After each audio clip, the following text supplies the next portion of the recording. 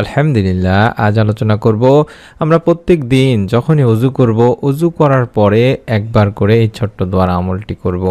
আল্লাহ রাব্বুল আলামিন আপনার পরিবার সংসারে রিজিকে বরকত দান করবেন, এত পরিমাণে ধন সম্পদ দান করবেন আপনি কল্পনাও করতে পারবেন না। আপনাদের কাছে অনুরোধ করছি, এটি বিগত ভিডিওরই একটি দ্বিতীয় পার্ট। আশা করছি আপনারা সেই ভিডিওটিও দেখে নেবেন।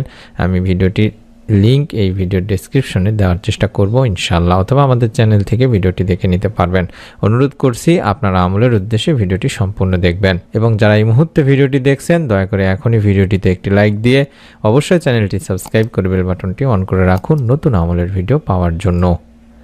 নামাজ, কোরআন তেলাওয়াতের জন্য অজু করা গুরুত্বপূর্ণ, অর্থাৎ নামাজ এবং কোরআন তেলাওয়াতের জন্য অজু করতেই হবে। এছাড়াও সবসময় অজু অবস্থায় থাকারও বিশেষ ফজিলত রয়েছে।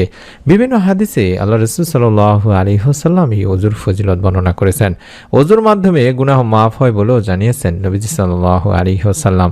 বর্ণিত হয়েছে, যখন কোনো মুসলিম বা মুমিন বান্দা অজুর সময় মুখমণ্ডল ধোয়, তখন তার চোখ দিয়ে তার করা প্রাশিগুলো পানির সঙ্গে কিংবা পানির শেষ বিন্দুর সঙ্গে বের হয়ে যায় বা মুছে যায়। সুবহানাল্লাহ।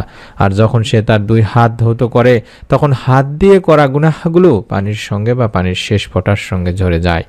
এরপর সে যখন তার পা দুটি ধৌত করে, তখন তার দু পা দিয়ে করা গুনাহ পানির সঙ্গে বা পানির শেষ বিন্দুর সঙ্গে বেরিয়ে যায়। এমনকি সে তার যাবতীয় সগীরা গুনাহ থেকে মুক্ত হয় এবং পরিষ্কার পরিচ্ছন্ন হয়ে যায়। সুবহানাল্লাহ। সহিহ মুসলিম শরীফের সহিহ একটি হাদিস। এছাড়া ওযুর ফজিলত সম্পর্কে রাসূলুল্লাহ সাল্লাল্লাহু আলাইহি ওয়াসাল্লাম বলেছেন, আমি কি তোমাদের এমন কাজ সম্পর্কে জানাবো না যা করলে আল্লাহ তার বান্দার পাপ রাশি দূর করে দেন এবং মর্যাদা বৃদ্ধি করেন? লোকেরা বলল, হে আল্লাহর রাসূল সাল্লাল্লাহু আলাইহি ওয়াসাল্লাম, অবশ্যই আপনি তা বলুন। তখন তিনি বললেন, অসুবিধা ও কষ্ট থাকা সত্ত্বেও পরিপূর্ণভাবে ওযু করা, প্রত্যেক দিন 5 বার। এক নামাজ আদায়ের পর পরবর্তী ওয়াক্তের নামাজের জন্য বা নামাজ পড়ার জন্য অপেক্ষায় থাকা, আর এগুলোই হলো সীমান্ত পহরা, অর্থাৎ আল্লাহর অনুগত্যের গণ্ডির মধ্যে নিজেকে আবদ্ধ রাখা। এটি মুসলিম শরীফের সহিহ একটি হাদিস। অপর এক হাদিসে আল্লাহ রাসূল সাল্লাল্লাহু আলাইহি ওয়াসাল্লাম বলেছেন, যে ব্যক্তি আমার এই ওযুর মতো, অর্থাৎ আমার মতো করে সুন্দর করে ওযু করে 2 রাকাত তাহিয়াতুল ওযুর নামাজ আদায় করবে, এর মধ্যে অন্য কোনো চিন্তা মনে আনবে না, আল্লাহ তাআলা তার আগের হয়ে যাওয়া সব সগীরা গুনাহ ক্ষমা করে দেবেন। সুবহানাল্লাহ। এটি বুখারী শরীফের সহিহ একটি হাদিস। আশা করছি যে কয়টি হাদিস আপনাদের সামনে তুলে ধরছি, এই কয়টা হাদিস থেকে আপনারা বুঝতে পেরেছেন ওযুর কতটা ফজিলত। এছাড়াও আরেকটি হাদিস আপনাদের সামনে তুলে ধরছি, এর জন্য আপনারা আশা করছি আরও গুরুত্ব দিয়ে আমলটি করবেন। মহানবী সাল্লাল্লাহু আলাইহি ওয়াসাল্লামও বলেছেন, পবিত্র ও পরিচ্ছন্ন থাকার অন্যতম উপায় হলো ওযু। কারণ নামাজ, কোরআন তেলাওয়াত সহ যে কোনো ইবাদতের জন্য ওযু করা আবশ্যক। মহানবী সাল্লাল্লাহু আলাইহি ওয়াসাল্লাম তাই সুন্দরভাবে ওযু করার পরে নিম্নের এই দোয়াটি পাঠকারীর জন্য জান্নাতেরও সুসংবাদ দিয়েছেন। সকলে আলহামদুলিল্লাহ বলুন। সুবহানাল্লাহ, সুবহানাল্লাহ, সুবহানাল্লাহ। দোয়াটি হলো, আশহাদু আল্লা ইলাহা ইল্লাল্লাহু ওয়াহদাহু লা শারীকা লাহু ওয়া আশহাদু আন্না মুহাম্মাদান আবদুহু ওয়া রাসূলুহু। এটি আপনারা কালামে শাহাদাত হিসেবে পরিচিত, আপনারা সকলেই জানেন। এটি কম করে হলেও একবার পাঠ করবেন ওযু করার পরে, এবং আরেকটি ছোট্ট দোয়া পাঠ করবেন এবং সাথে কিছু আমল করবেন। তাহলে আল্লাহ তাআলা ইনশাআল্লাহ আপনার অবশ্যই গুনাহ মাফ করে দেবেন, জীবনের সকল গুনাহ ইনশাআল্লাহ মাফ করে দেবেন। এবং আল্লাহ তাআলার কাছে যদি আপনি গুনাহ মুক্ত হয়ে যেতে পারেন, আল্লাহ তাআলা যদি আপনার গুনাহ মাফ করেন, তারপরে যদি আল্লাহ তাআলার কাছে আপনি দোয়া করেন, তাহলে আল্লাহ তাআলা ইনশাআল্লাহ আপনার দোয়াও কবুল করবে। এবং সেই সময়টিতে আমরা ওযু করার পরে কালামে শাহাদাত পড়ব, তারপরে আমরা দোয়াটি পাঠ করব। ওমর বিন খাত্তাব রাদিয়াল্লাহু তাআলা আনহু থেকে বর্ণিত, রাসূল সাল্লাল্লাহু আলাইহি সাল্লাম বলেছেন, যে ব্যক্তি সুন্দরভাবে ওযু করবে অতঃপর এই দোয়াটি পড়বে, যেটি দোয়াটি শিখিয়ে দিলাম অর্থাৎ কালামে শাহাদাত, এটি পড়বে, তার জন্য জান্নাতে 8টি দরজায় খোলা হবে। সে যে দরজা দিয়ে ইচ্ছা বা যেটা দিয়ে ইচ্ছা সেটা দিয়ে তাতে প্রবেশ করবে। সুবহানাল্লাহ, সুবহানাল্লাহ। মুসলিম শরীফ, তিরমিজি শরীফের একটি হাদিস। তাই ওযুর পরে যেহেতু কালামে শাহাদাতের মাধ্যমে আল্লাহ তাআলা বান্দার গুনাহ মাফ করে থাকেন, সেহেতু আমরা সেই সময়ে এই দোয়াটি করব।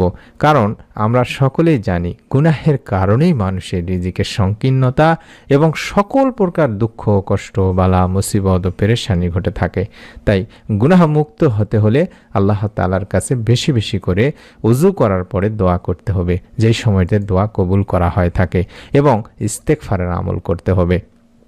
ইস্তেগফার পাঠে বান্দার অভাব মোচন করা হয়, পাপাচারও ক্ষমা করা হয়। সন্তান সন্ততির অভাব যেমন থাকে না, তেমনি রিজিকে আসে পরিপূর্ণ বরকত। তাই অভাব মুক্ত থাকতে পবিত্র কোরআনের বিভিন্ন জায়গাতে যেহেতু বলা হয়েছে বেশি বেশি ইস্তেগফার পাঠের কথা, তাই আমরা বেশি বেশি করে ইস্তেগফার অবশ্যই পাঠ করব দিনী ভাই বোনেরা, যার ফলে মহান রব্বুল আলামিন মানুষকে উত্তম রিজিক সহ অসংখ্য নিয়ামতে ধন্য করবেন বলেও জানিয়েছেন। তাই তো মহান রব্বুল আলামিন আল্লাহ তাআলা বলেন, অতঃপর বলেছি তোমরা তোমাদের পালনকর্তার কাছে ক্ষমা প্রার্থনা করো, তিনি অত্যন্ত ক্ষমাশীল, তিনি তোমাদের উপর অজস্র বৃষ্টি ধারা ছেড়ে দেবেন, তোমাদের ধন সম্পদ ও সন্তান সন্ততি বাড়িয়ে দেবেন, তোমাদের জন্য উদ্যান স্থাপন করবেন এবং তোমাদের জন্য নদী নালা প্রবাহিত করবেন।